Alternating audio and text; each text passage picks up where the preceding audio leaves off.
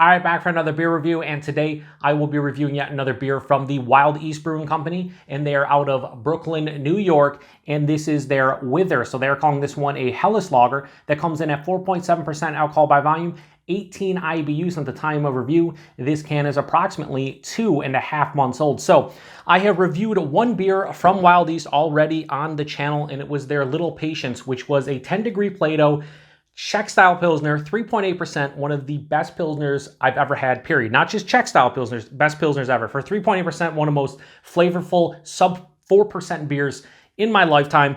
It was delicious. Now this Helles Lager, I don't know. Is it going to be good? Is it not? We'll see. I do like Helles Lagers. I've been enjoying them a little bit more over the past couple years, but it's nice to see a lot of U.S. breweries brewing this style. Okay, so this one's trying to come out a little bit. Oh, it is gushing out. I think we're gonna be all right though. So it just formed a little, I don't know if you guys can see a little head at the top. We'll pour it in here though. So this has been in the fridge the entire time. We should be fine, but who knows? I think so. 2.5 months old. It's been kept cold the entire time as well. So yeah, a little bit carbonated, just a little bit. So put that over here. And yeah, so that looks like a lager. It has that golden straw color, you know, very, very see-through. Crystal clear, maybe a little bit of chill haze, but crystal clear for the most part. Has about a four finger bright white head, super compact bubbles, very tight looking. Look, the head looks beautiful, albeit really fucking big. Like, you know, a little bit of aggression from the carbonation. We'll see if that's an issue or not. Shouldn't be, but we should be all right. So yeah, that plays the role of a Helles Lager. Let's get a nose on it if I can through this gigantic head. Yeah, so, okay. It has that nice, sweet, malty, bready, grainy type of malt character. The hops themselves are more of like a floral, spicy, like noble hop thing. Maybe a touch of like a lemon zest or something. Yeah, the lemon's actually quite bright as I keep on going back. It's not like in your face or whatever, but it's definitely noticeable. Yeah, it smells, listen, it smells pretty balanced in the nose. There's not a whole lot going on here. This is just a Helles Lager, so you got that bready, sweet malt character, mix it in with those floral, spicy, noble hops, a little bit of that lemon, and that's pretty much it. So if I can get through this head, let's get into it. Cheers, everyone.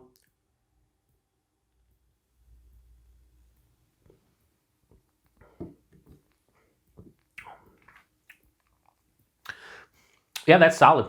Nice. There's a nice grainy kind of, yeah, nice kind of grainy aftertaste. It goes away pretty quickly, but on the finish, that's what I'm left with. So let's go body and mouthfeel. At 4.7%, this has like a lower side of medium to straight on medium body. It's really nice. It's not watery at all, which is very welcomed.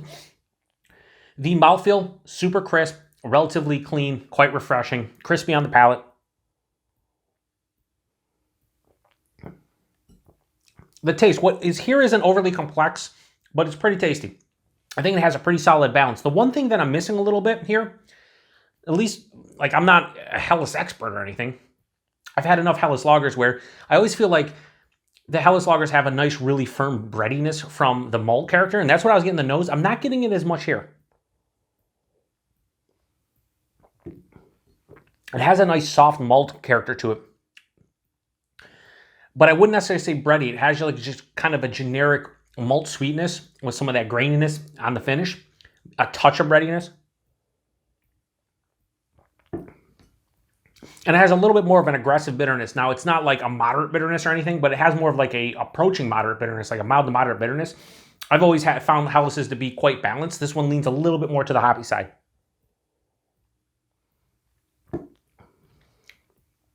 It's pretty tasty. There's an underlying lemon character. So just to repeat up front, there is sweet malt, grainy, a little bit of breadiness. There's an underlying like lemon zest on the palate, omnipresent. Halfway through the palate to 2/3 of the way through the palate, I'm hit with this floral, little bit of spicy hop character. That carries to the back of the palate.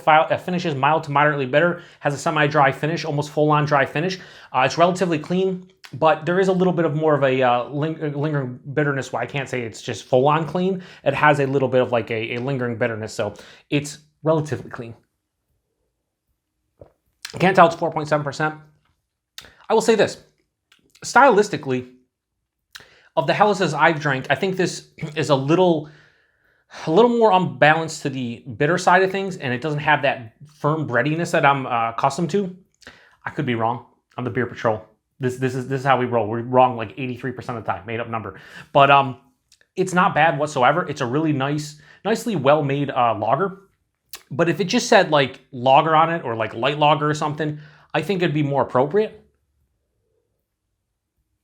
It's not quite Pilsner-esque, but it's a nice beer. It's solid. The little patience from them was way better for what I'm looking for in a lower ABV lager. This, though, solid. So I have no problem giving Whither their Helles lager from Wild East. I'm going to say that this probably deserves a, we'll go straight 3.75 out of 5. I think that's a fair score.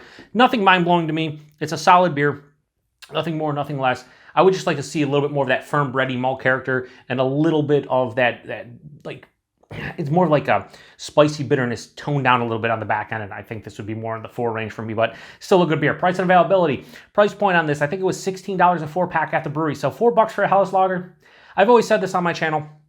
When it comes to beers like this, you know, sub 5% lagers, I would like to see them more into like the $10 to $12 range, 14 maybe. 16 is a bit pricey for this. It is New York City though, got to keep that in mind. Things are more expensive. I paid like $4.50 for that can because a bottle shop in Rochester, New York, the One Stop Brew Shop, went down to New York City, brought back some stuff, and this was one of them. So gonna pay the extra 50-cent upcharge. They have to make money somehow, so I get that. I would never buy this again at $4 a can, let alone $4.50 a can, but I get why it's for $16 a 4-pack in New York City. If this was outside of New York City, I would say I would hope this is no more than $14 4-pack, more in the 12 range, just based on what I'm drinking and, you know, kind of the market for them. So availability, I think these are brewery only. If you have a bottle shop that is close by and you live in New York, maybe they take trips like the One Stop Brew Shop does to the New York City and surrounding areas, and maybe they bring stuff back. If not, I don't think these get into bottle shops. Maybe they do in New York City. If anybody knows, let me know. But yeah, pretty good. I would say Wild East for me, of the two, the Little Patience much better. This pretty solid, but I'm interested to try more from them because I feel like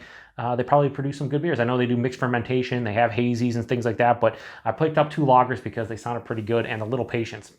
Delicious. This one, solid. Anyway, appreciate everybody stopping by for another beer review here on the Beer Patrol. Hopefully you're drinking a low ABV lager that you don't even know has alcohol in it, because that's what I'm doing. To the next one. Cheers.